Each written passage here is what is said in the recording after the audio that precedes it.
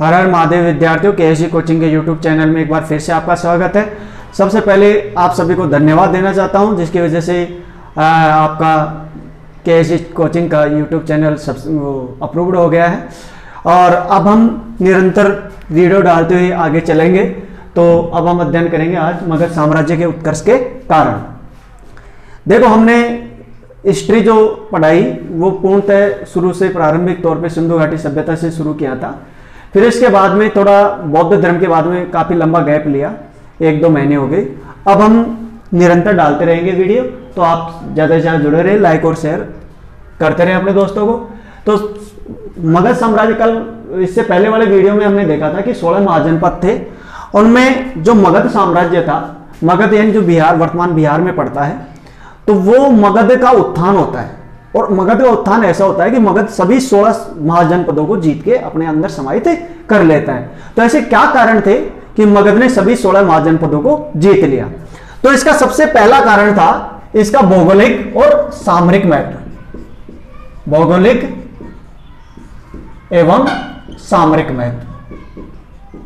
तो ऐसा भौगोलिक क्षेत्र था जो 2 नदियों के संगम पर बसा हुआ था, गंगा और सोन नदियों के संगम पर बसा हुआ था। तो यहां बसा होने के कारण यह एक उपजाऊ मैदान का निर्माण करता था। और उपजाऊ मैदान का जब निर्माण होगा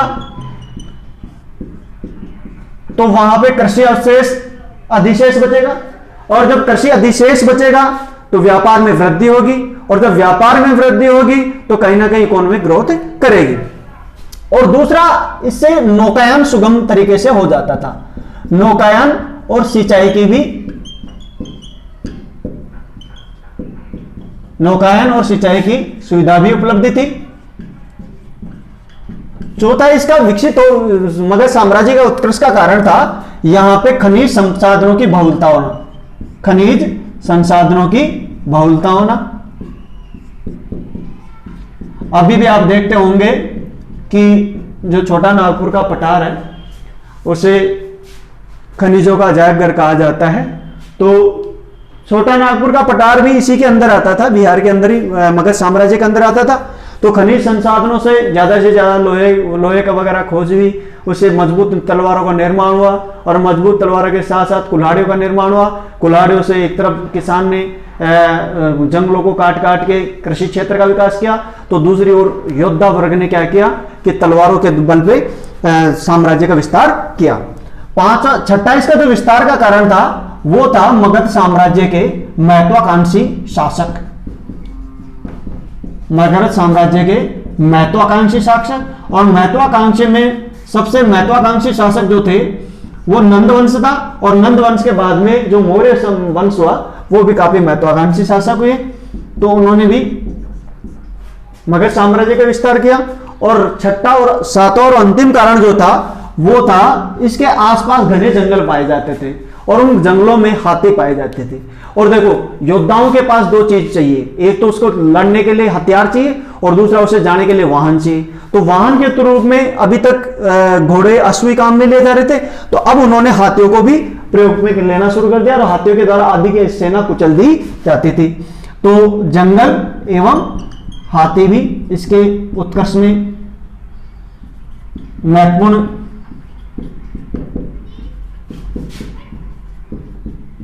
योगदान दिया। तो ये सभी मगध साम्राज्य के उत्कर्ष के कारण थे। आप सभी इनका एक स्क्रीनशॉट ले लीजिए।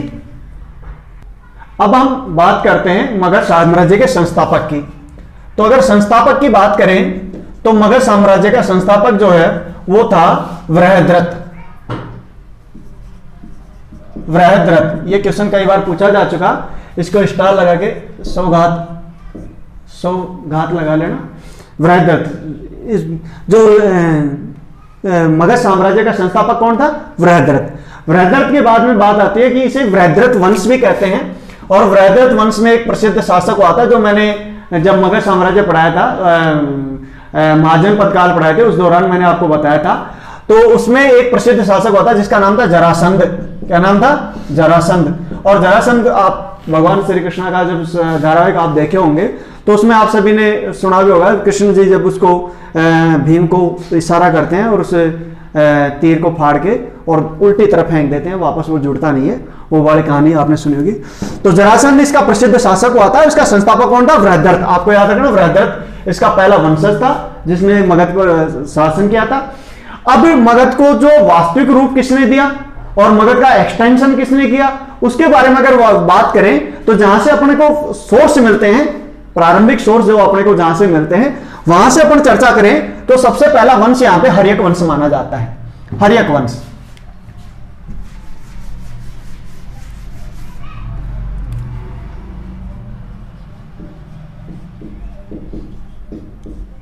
हर्यक वंश 545 से लेके 412 बीसी ईसा पूर्व तक इसने शासन किया। और हर्यक वंश का जो संस्थापक था सबसे पहले जिसका नाम आता है उसका नाम था बिंबिसार। क्या नाम था? बिंबिसार। और बिंबिसार जो शासक बनता है 545 या 44 ईस्वी में बनता है और ये 492 ईस्वी तक मगध का शासक रहता है। और सबसे पहले अजास बिंबिसार को मगध साम्राज्य का वास्तविक संस्थापक कहा जाता है। मगध साम्राज्य का पहला महत्वाकांक्षी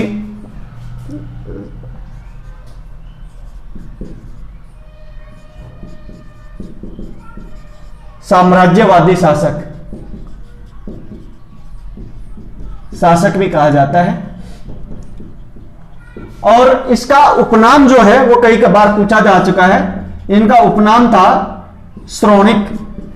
उपनाम क्या था? श्रोणिक। और कई किताबों में इसका नाम सैनिक भी मिलता है। सैनिक जो अपने फौजी होता है ना, वो सैनिक भी इसका उपनाम मिलता है। और देखो इसका वैसे देखा जाए तो इनके पिता का नाम क्षेत्रोजस था। पिता का नाम क्या था? पिता का नाम क्षेत्रोजस था। क्षेत्रोजस अपने को मिलता है मत्स्य पुराण में। मत्स्य पुराण में इनके पिता का नाम क्षेत्रोजस मिलता है। और कई इतिहासकारों ने क्षेत्रोजस इसी का उपनाम बताया है, तो दूसरा उपनाम क्षेत्रोजस भी कहा जा सकता है। और एक इसका उपनाम अपने को, उपनाम की अगर चर्चा की जाए तो एक इसका उपनाम अपने को बोधिश मिलता है। और बोधिश कहां मिलता है? दीपवंश महाकाव्य में। दीपवंश जो बौद्ध धर्म का दीपवंश है, श्रीलंका में जो लिखे गए थे दीपवंश और महावंश, इसमें इनका नाम क्या मिलता है? बोधिश। और चौथा इनका नाम जो जैन ग्रंथों में इनका नाम मिलता है वो मिलता है लिच्छवी गणराज्य का सेनापति। लिच्छवी गणराज्य का सेनापति। तो इस प्रकार इसके कुल 4 नाम थे, आप इसको याद रख सकते हो। पहला श्रोणिक जिसे सैनिक भी कहते हैं, दूसरा क्षेत्रोजस मत्स्य पुराण में मिलता है, बोधिश दीपवंश मिलता है, और लिच्छवी गणराज्य का सेनापति ये हमें कहां पे मिलता है? जैन ग्रंथों में मिलता है। जैन ग्रंथों में इसका नाम लिच्छवी गणराज्य का सेनापति मिलता है। तो आप इसका एक स्क्रीनशॉट ले लीजिए, फिर अपन चर्चा करते हैं इसकी शादियों के बारे में।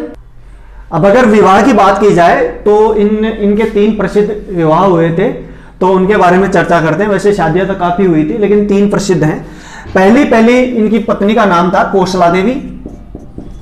कौशला देवी। कौशला देवी दरअसल थी कौन? ये कौशल नरेश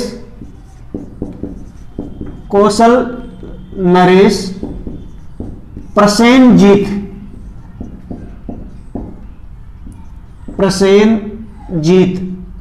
की बहन थी। कौशल प्रदेश की राजकुमारी थी कौशला देवी। ये कौशल नरेश प्रसेनजीत की बहन थी। और इसके जो पुत्र हुआ उसका नाम था अजातशत्रु। क्या नाम था? अजातशत्रु। जो अजातशत्रु बाद में बिंबिसार के बाद में शासक बनता है। दूसरी इसकी शादी हुई थी चेलन्ना से। चेलन्ना। और चेलन्ना कौन थी? ये थी चेटक की पुत्री। लिच्छवी शासक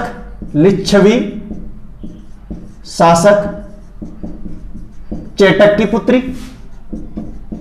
चेटक की पुत्री थी ये।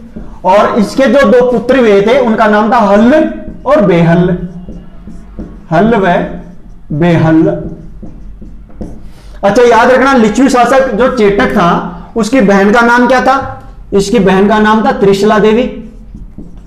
इसकी बहन का नाम क्या था? त्रिशला देवी। और त्रिशला देवी कौन थी? ये महावीर स्वामी की मां थी। कौन थी? महावीर स्वामी, जो जैन धर्म के संस्थापक थे, महावीर स्वामी, इनकी माता का नाम क्या था? त्रिशला देवी। और त्रिशला देवी किसकी मां थी? महावीर स्वामी की जो लिच्छवी शासक जो चेटक थे उनकी क्या थी? उनकी बहन थी। ठीक है, तो इनका कहीं ना कहीं बिंबिसार से भी संबंध रहता है, महावीर स्वामी का। और तीसरा इनका विवाह हुआ था क्षेमा से। क्षेमा, या कई जगह इनका नाम मिलता है खेमा। खेमा ये कौन थी? ये मध्य प्रदेश की राजकुमारी थी। मध्य प्रदेश की राजकुमारी थी। मध्य प्रदेश कहां है? पंजाब। पंजाब की राजकुमारी थी। तो इनकी 3 शादियां हुई थी। आप इन तीनों को भी नोट कर लीजिए, स्क्रीनशॉट ले लीजिए।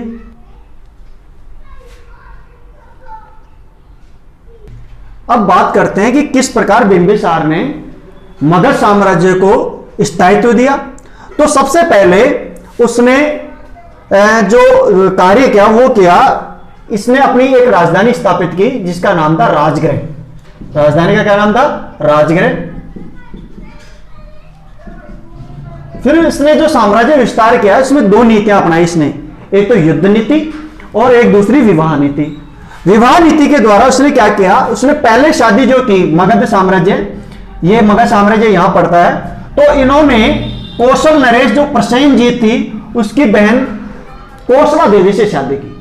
और कौशला देवी से जब शादी की तो उस दौरान काशी में कोई शासक नहीं था, और काशी का शासन कौन चला रहा था? प्रसेनजीत। तो कौशल नरेश प्रसेनजीत ने काशी किसको दे दिया? मगध को दे दिया। तो काशी मगध को देते ही ये काशी मगध का क्षेत्र इसके अंदर में आ गया, और काशी और मगध ये दोनों। अब इसके बाद में दूसरा इसने क्या किया कि मगध यानी बिंबिसार ने क्या किया कि अंग पर आक्रमण किया। अंग का शासक उस टाइम कौन था? ब्रह्मदत्त। और ब्रह्मदत्त को हरा के उसने अंग को भी मगध साम्राज्य के अंदर मिला लिया। अंग को मगध साम्राज्य के अंदर मिला लिया, और अंग को मिलाकर ये क्षेत्र सारा इसी का हो गया। और यहां पे जो यहां का गवर्नर उसने अपने पुत्र अजातशत्रु को नियुक्त कर दिया। तो उसने अंग को जैसे हराया तो यहां पे अपने पुत्र अजातशत्रु को नियुक्त कर दिया। और याद रखना, फिर यहां पे ही जो अंग के बाद में कलिंग साम्राज्य स्थापित होगा, और फिर ये जो शत्रुता है वो लंबे वर्षों तक एक स्थायी रूप ले लेगी। फिर जब सम्राट अशोक शासक बनेगा और कलिंग का युद्ध होगा, उसके बाद में जो महाप्रलय की स्थिति उत्पन्न होगी वो वाली स्थिति इसके बीच यहीं पे गिर गए थे। अब जब काशी मगध और अंग हो जाता है, इसके बाद में तो काशी उसको दहेज में मिल गया, और अंग को ब्रह्मदत्त को परास्त करके अंग को इसने जीत लिया। तीसरा इसके बाद में क्या किया? इसने वज्जी जो गणराज्य था, वज्जी गणराज्य के अंदर 8 राज्य थे, उनका संघ था, और जैन ग्रंथों में 36 बताते हैं, 36 गणराज्य थे। तो वज्जी गणराज्य में जो सबसे प्रसिद्ध गणराज्य था वो लिच्छवी गणराज्य था। वहां का शासक कौन था? चेटक। तो उसने चेटक की जो पुत्री थी उसके अभी मैंने आपको बताया क्या नाम था? चेलन्ना। चेलन्ना से शादी कर ली, और चेलन्ना से शादी करके यहां से मैत्री स्थापित हो गई। इस प्रकार यहां तक इसने मजबूत बाड़ेबंदी कर ली। ये देखो मगध साम्राज्य यहां तक विस्तृत हो गया। तो चेटक की बहन का क्या नाम था? त्रिशला देवी। उसकी शादी किसके साथ हुई थी? महावीर स्वामी के पिता के नाम साथ। तो महावीर स्वामी भी इसके संबंधित था। ये चीज मैंने आपको अभी बताई। तो इस प्रकार ये सारा क्षेत्र मगध के अंदर आ गया। कौशल प्रदेश, हालांकि इसका ससुराल था तो वैसे ही इसके साथ अच्छे व्यवहार थे इसके, तो कौशल प्रदेश भी इससे कोई खास दुश्मनी नहीं थी। मध्य प्रदेश की राजकुमारी से इसने शादी की थी। और जो वत्स का शासक था उदयन, वत्स के शासक उदयन से जो इसकी जो पुत्री थी उसका नाम था पद्मावती। पद्मावती की शादी किसके साथ हुई थी? उदयन के साथ हुई थी। तो ये इस प्रकार इसने पूरा जो ये क्षेत्र था इसको पूर्णतः एक तरह से संतुष्ट कर दिया। यहां इन्होंने कब्जा कर लिया काशी को, अंग को जीत लिया, और इनको वैवाहिक नीति से इनको संतुष्ट कर दिया। अब नीचे दक्षिण में जो एक प्रदेश पड़ता था अवंती, तो अवंती काफी प्रसिद्ध था। तो अवंती को संतुष्ट करने के लिए इसने क्या किया कि यहां का जो शासक था चंडप्रद्योत, तो चंडप्रद्योत एक बार काफी भयंकर तरीके से बीमार पड़ता है, कहते हैं उसको पांडु रोग होता है, पांडु रोग होता है। तो उसके इलाज के लिए मगध ने अपना राजवैद्य जीवक, जो बिंबिसार था इसका राजवैद्य कौन था? जीवक। जीवक को इसके बिना कहे ही उपचार के लिए भेज दिया और इस बात से काफी खुश होकर चंडप्रद्योत काफी खुश होता है और दोनों के बीच अच्छे संबंध बन जाते हैं। और जीवक जब के आ गया तो बीच में मैं आपको थोड़ा सा बता देता हूं, जीवक के ऊपर क्वेश्चन हालांकि सीधा तो डायरेक्टली यही पूछा जाता है कि किसके दरबार में था, तो बिंबिसार, ये तो आपको याद रखना ही है, इसमें तो कोई किंतु परंतु है ही नहीं। लेकिन ये कहा जाता है विनय पिटक में, विनय पिटक में एक कथा है, दंत कथाएं हैं, वो सत्य तो नहीं होती और दंत कथाएं हैं, प्रचलित हैं। तो उनमें यह कहा गया है कि जो वैशाली की सबसे सुंदर गणिका थी जिसका नाम था आम्रपाली, आम्रपाली, तो एक बार बिंबिसार यहां से मगध से बाहर, राजगृह से बाहर चला जाता है और 7 दिन के लिए आम्रपाली के पास रुकता है। और आम्रपाली और जो बिंबिसार था इनके एक पुत्र होता है जिसका नाम था अभय। क्या नाम था? अभय। और अभय ने जीवक को पाला था। यह गणिका का पुत्र था, आम्रपाली गणिका थी, तो उस गणिका का पुत्र था अभय, और अभय ने लालन पालन किसका किया था? जीवक का लालन पालन किया था। ये आपको याद रखना है, अभय ने जीवक का लालन पालन किया था। और अभय किसका पुत्र था? अभय आम्रपाली और बिंबिसार का पुत्र था। ये किसके अनुसार है? विनय पिटक में यह कथा उल्लेखित है, तो आप इसका एक स्क्रीनशॉट ले सकते हैं। इसके अतिरिक्त एक चीज और आपको ध्यान रखनी है, वो क्या है कि जो जीवक था, जीवक की शिक्षा कहां हुई थी? तक्षशिला, तक्षशिला विश्वविद्यालय में इसकी शिक्षा हुई थी। और यह क्वेश्चन भी एक बार पूछा गया था दिल्ली पुलिस में, तो यह भी आप ध्यान रखना। अब इसके बाद में क्या होता है कि जो बिंबिसार जो था, बिंबिसार ने स्थायित्व किस प्रकार प्रदान किया? सबसे पहले तो इसने अपने राजकोष को सुदृढ़ बनाया, राजकोष को सुदृढ़ बनाया।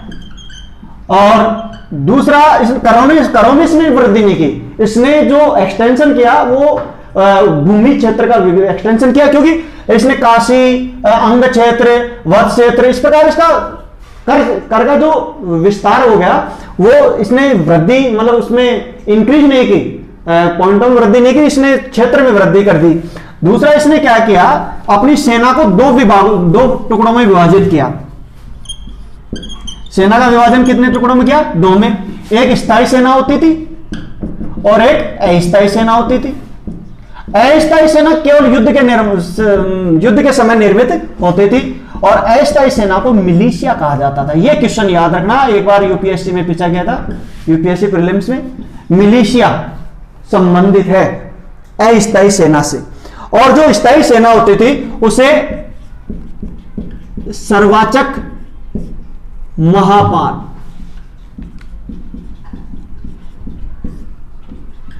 स्थायी सेना को क्या कहा जाता? सर्वाचक महापाल कहा जाता था। और एक उसने क्या किया कि अपने राज्य में सभी को न्याय देने के लिए एक न्यायाधीश का पद सृजित किया, न्यायाधीश का पद सृजित किया,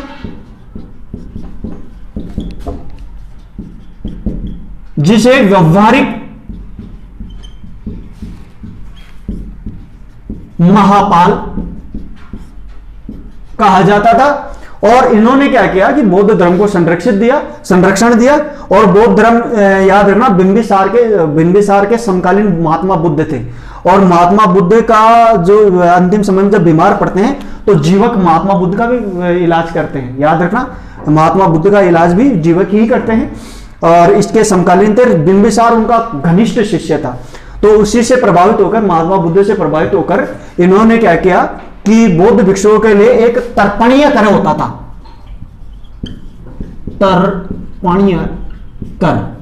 तर्पणीय कर यानी जो नदी को क्रॉस करके जब जाते थे तो उनसे एक टैक्स लिया जाता था जिसे कहते थे तर्पणीय कर। वो बौद्ध भिक्षुओं के लिए इसने समाप्त कर दिया था, बौद्ध भिक्षुओं के लिए समाप्त कर दिया। और अंत में हम देखते हैं कि बिंबिसार की उसी के पुत्र अजातशत्रु ने हत्या कर दी। अजातशत्रु ने हत्या कर दी। अजातशत्रु इसका सबसे बड़ा बेटा था, तो अजातशत्रु ने इसकी हत्या क्यों कर दी? तो देखो इसके दो रीजन बताए जाते हैं।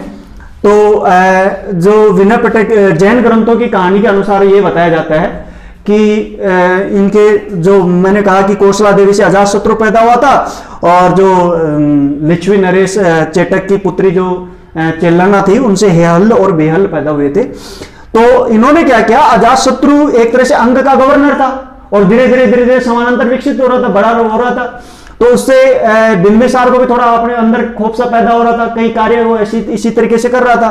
महात्मा बुद्ध के पास 3-4 बार ले भी गया उनको समझाने के लिए, लेकिन कुछ असर नहीं पड़ रहा था। तो बिंबिसार क्या करता था, बिंबिसार के गले में एक बहुत ही बड़ा हार था, 18 लड़ियों का कैसे कहते हैं, बहुत सुंदर हार था।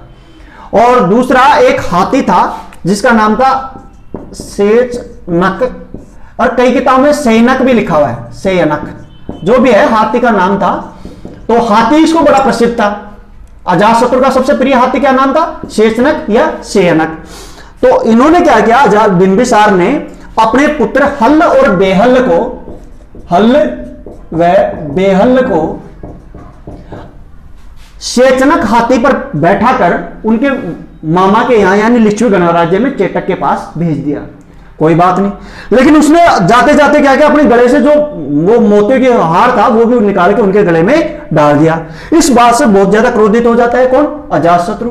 और अजातशत्रु इस बात से नाराज होके और उसने आक्रमण कर दिया बिंबिसार के ऊपर, और बिंबिसार और कौशला देवी दोनों को गिरफ्तार करके अपनी जेल में डाल देता है। तो इस प्रकार की घटना घटित होती है। तो अजातशत्रु को पहला पितृहंता शासक भी कहा जाता है। और ये जो वंश है, हर एक वंश, इसे पितृहंता वंशी कहा जाता है, क्योंकि अजातशत्रु ने जिस प्रकार बिंबिसार की हत्या की उसी प्रकार अजातशत्रु की हत्या उसका पुत्र उद्ययन कर देता है, वो आगे आएगा।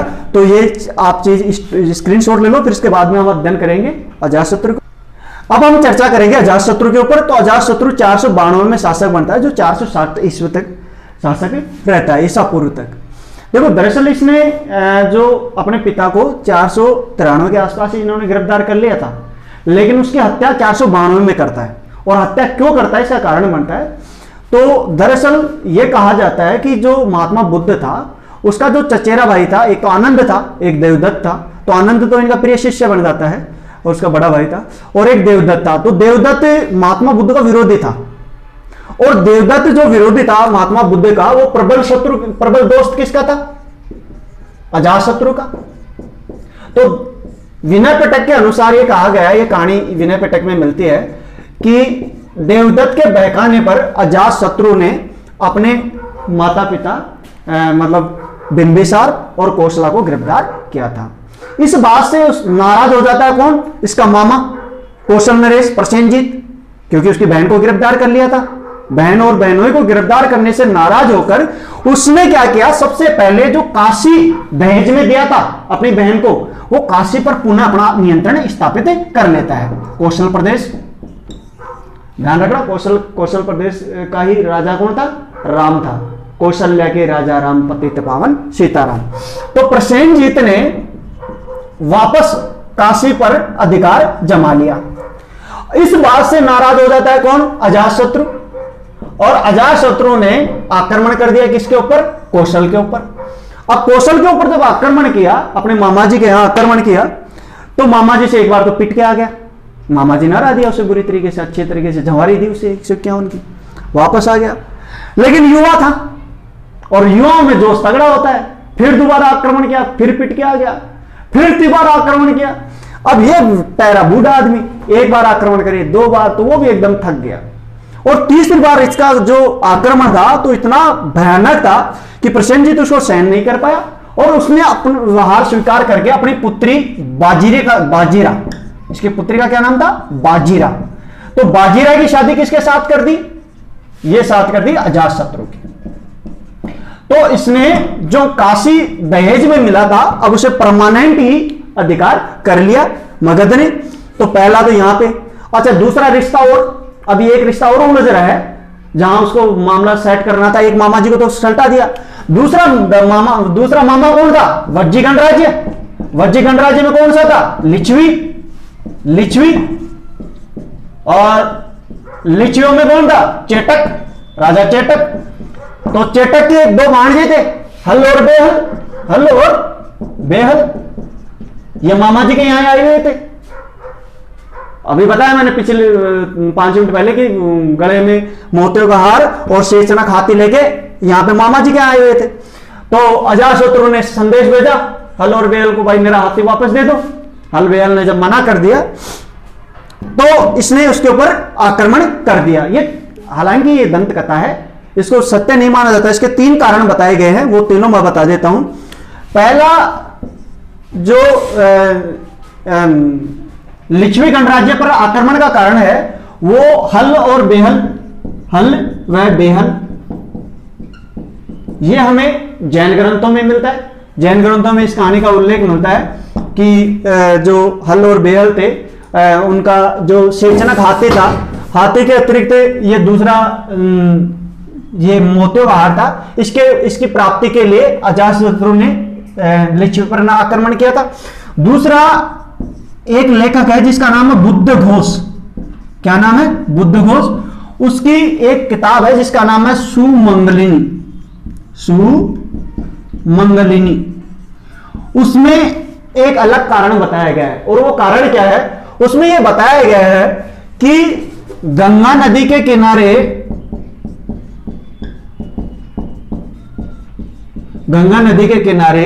जो कि किसके अधीन थी? जो मूल प्रभाव क्षेत्र कहां था? मगध में। गंगा नदी का मूल प्रभाव क्षेत्र कहां था? मगध में। गंगा नदी के किनारे एक पर्वत था, उस पर्वत के नीचे हीरों की खान मिली थी। क्या मिली थी? हीरों की खान। उस खान के अंदर जब लिच्छुओं को उन्होंने अधिकार दे दिया मगध ने, और ये समझौता हुआ था दोनों के मध्य कि आधा आधा इसको डिवाइडेशन कर लिया जाएगा। और जब ये उनके बीच कटुता फैलती है तो चेटक ने उन्हें आधा हीरा देने से इनकार कर दिया, और इस बात को नाराज होकर अजातशत्रु ने किसके ऊपर आक्रमण कर दिया? लिच्छुओं के ऊपर आक्रमण कर दिया। और तीसरा जो कारण हमारे को मिलता है वो एक ऐतिहासिक ग्रंथ है जिसका नाम है स्वप्न वासवदत्ता। स्वप्न वासवदत्ता। ये किसकी प्रसिद्ध रचना है? भास की, जो मैंने आपको पहले बता दी थी कि ये राजकुमार उदयन और जो गणिका के लड़का होता है उसके बारे में एक प्रसिद्ध कहानी आपको पूरी पिछले एपिसोड में बताई थी। भास की स्वप्न वासवदत्ता के अनुसार यह बताया गया है कि जो इसका क्या नाम है? अजातशत्रु की पुत्री जिसका नाम था पद्मावती के कहने पर इसने लिच्छवी गणराज्य पर आक्रमण किया। तो यहां पे एक थोड़ा सा विरोधाभास देखने को मिलता है कि एक तरफ पद्मावती को अजातशत्रु की पुत्री कहा गया है, किसमें कहा गया है? स्वप्न वासवदत्ता में। जबकि जैन ग्रंथों में अगर बात की जाए तो जैन ग्रंथों में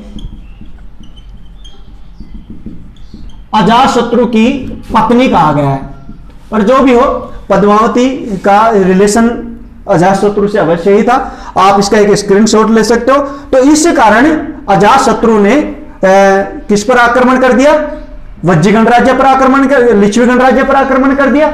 अब लेकिन लिच्छवी गणराज्य को आक्रमण करता है तो उसको जीतना इतना आसान नहीं था जितना कौशल को और काशी को जीतना आसान था। इसका कारण क्या था? इसका मूल कारण था कि वज्जी गणराज्य 8 राज्यों का संघ था। उसमें 8, अपने जैन ग्रंथों में तो उसको 36 कहते हैं कि 36 राज्य मिलकर एक संघ था जिसका नाम था वज्जी संघ। और वज्जी संघ में एक राज्य था जिसका नाम था लिच्छवी गणराज्य। तो 36 राजाओं को एक साथ पराजित करना इतना आसान नहीं था। तो उससे लगातार युद्ध चलता रहता है, साल, 2 साल, 5 साल, 10 साल, लेकिन अजातशत्रु से जीत नहीं पाता है। जब उसे जीत नहीं पाता है तो इस दौरान अजातशत्रु ने क्या किया? इसमें एक बहुत प्रसिद्ध क्वेश्चन पूछा जाता है कि जब अजातशत्रु के पास दुश्मनों ने उसके ऊपर आक्रमण किया और अजातशत्रु राजगृह को असुरक्षित मान लेता है, तो उसने एक नया शहर बसाया। उस शहर का नाम था पोलीब्रोथो नगर बसाया। और नगर बहुत खूबसूरत तरीके से बसाता है, जो बाद में जाके पाटलिपुत्र के नाम से विकसित हुआ। और ये पटना शहर, जो आधुनिक पटना शहर है, वो पाटलिपुत्र है। पोलिब्रोतो ये शहर किसने बसाया था? अजातशत्रु ने। तो इस शहर को बसा के और फिर उसने क्या किया कि उसका जो नगर द्वार था, उस द्वार के एंट्री के लिए अभी भी अपना, आप जब कोई बड़े महल का निर्माण करते हैं, मॉल का, सिनेमा हॉल का या किसी भी चीज का, तो आप फीता कटाने के लिए किसी को बुलाते हैं, बड़े हस्ती को। तो उस जमाने का सबसे बड़ा हस्ती कौन था? महात्मा बुद्ध। तो कहते हैं कि महात्मा बुद्ध इस नगर द्वार के उद्घाटन के लिए आया। और नगर द्वार के उद्घाटन के लिए किसको बुलाता है? बुद्ध को बुलाता है, महात्मा बुद्ध को। अब देखो, एक तरफ जब तक पिता जीवित थे, तब तक सबसे प्रबल शत्रु कौन था? महात्मा बुद्ध के और अजातशत्रु के बिल्कुल बैर था, एकदम दुश्मनी थी। लेकिन पिता मर गए और उसका जोश जब ठंडा हो गया, जब आदमी एक ऊंचाई पे चला जाता है और उसे लगता है कि अभी अपनी मैक्सिमम ऊंचाई है, तब उससे वो कहीं ना कहीं धर्म की तरफ झुकता है।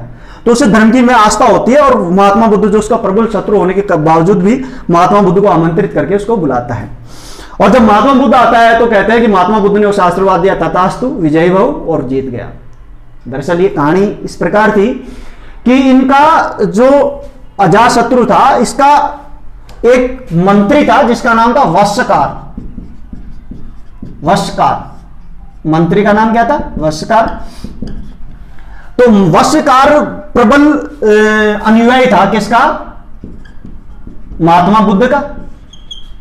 तो जब इन्होंने बार बार कहा तो अजातशत्रु ने बुला लिया। और जाते टाइम वश्यकार को महात्मा बुद्ध ने मूल मंत्र दिया और कहा कि वो जो कहानी आप सुनते होंगे कि वो लकड़ी का गट्टर मंगाया और उसे तोड़ाया, बोला टूटा नहीं। फिर उसमें एक एक लकड़ी को तोड़ने का तो तोड़ दिया। तो वो कहा बेटा समझ गया कि हाँ समझ में आ गया कि ये वज्जी संघ है, 36 राज्यों का संघ है, इसे आप अकेले नहीं तोड़ सकते, इसको अलग अलग करो। तो वश्यकार ने उसी मूल मंत्र का पालन करते हुए वज्जी संघ में फूट डाल दी। और वज्जी संघ में फूट डालने पर जब ये अलग अलग हो गया, उनमें अंदर विभेद हो जाता है, तो इसको जीत लिया जाता है। और इसको जीतते समय अजातशत्रु ने दो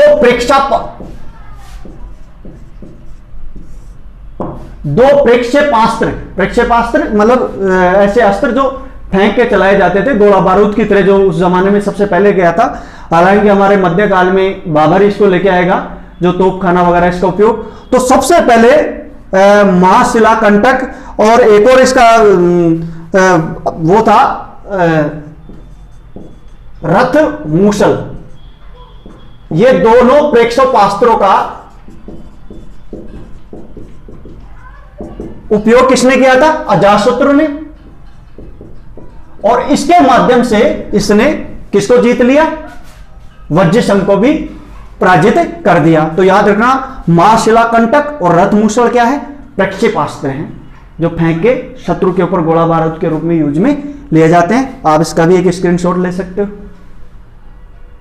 के बारे में अब अजातशत्रु के बारे में सबसे जो अंतिम क्वेश्चन आता है वो आता है महात्मा बुद्ध से संबंधित।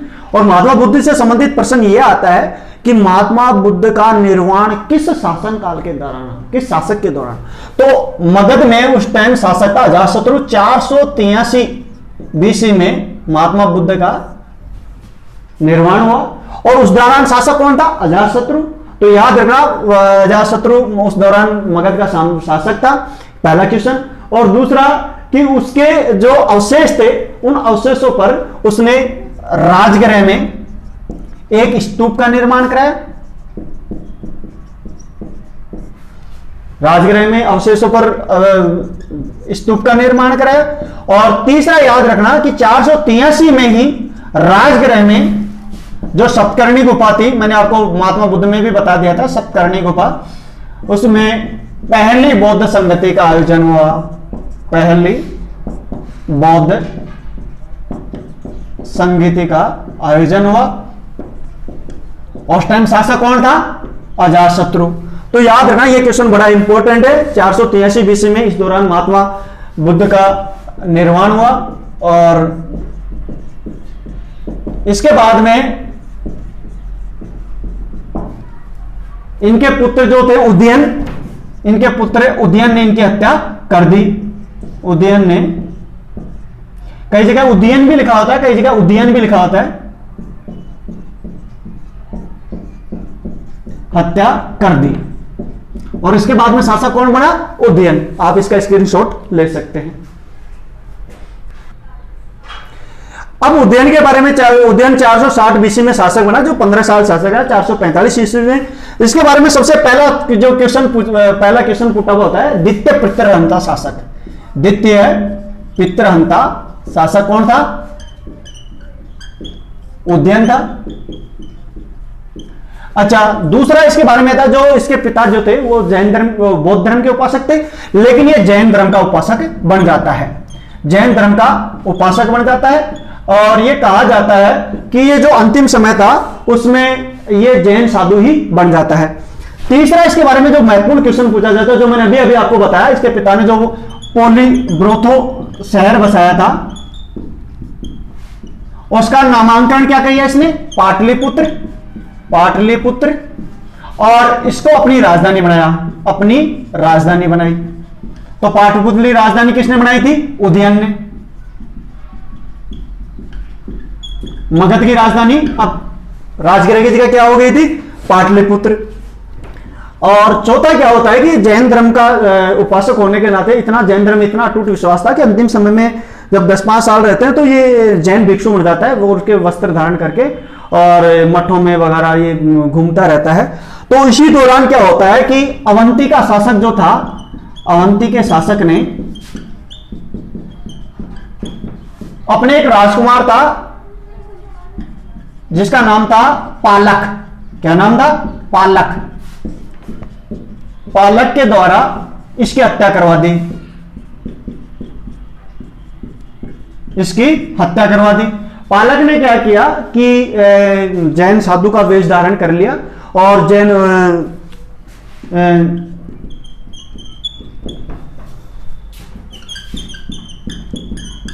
जैन भिक्षु का वेश धारण करके और उन मठ में आके प्रवेश कर जाता है और उनके साथ घुल मिल जाता है और फिर धोखे से किसकी हत्या कर देता है? उदयन की हत्या कर देता है। तो ये चारों क्वेश्चन आपको याद रखने हैं। और याद रखना, इसके बाद में 1-2 शासक और होते हैं जिनको आपको याद नहीं रखना। और अंतिम क्वेश्चन जो हर्यक वंश के बारे में पूछा जाता है वो है नागदशक या नागदर्शक।